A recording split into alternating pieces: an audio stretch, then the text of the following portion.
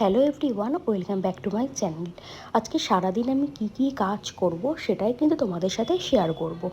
এই যে সকালবেলায় ঘুম থেকে উঠে আগে নিজের বিছানাটাকে ভালো করে পরিষ্কার করে নিলাম। বিছানা পরিষ্কার করলে কিন্তু বেশ মনটাও ফ্রেশ লাগে, তাই না বলো?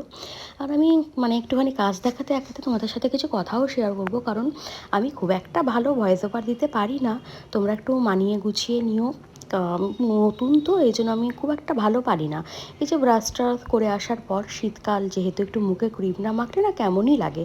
এই নিভিয়ার ক্রিমটা কিন্তু ভীষণ ভালো, আর আমাকে কিন্তু খুব ভালো শ্যুটও খায়। আর এই যে রান্নাঘরে এসে দেখছি যে মা ব্রেকফাস্ট তৈরি করছে সিম্পলভাবে, একদম চাউমিন করছে ফুলকপি আর আলু দিয়ে। মা একদম গরম গরম চাউমিন খেয়ে নিলাম সকালবেলায়। একটু ডাইনিং টেবিলের দিকে তাকিয়ে দেখলাম এই ডাইনিং টেবিলের স্টিলগুলোই না প্রচণ্ড নোংরা পড়েছে।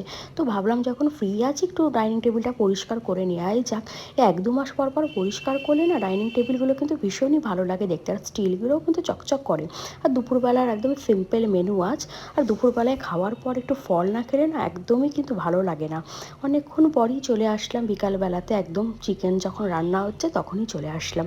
যে মাকে একটু হেল্প করে দিচ্ছি আমি পাতায় মশলা করে। পাতায় মশলার টেস্ট একদম দারুণ, কি বলবো এই দেখো গরম ভাত আর চিকেন কষার ফাইনাল লুক।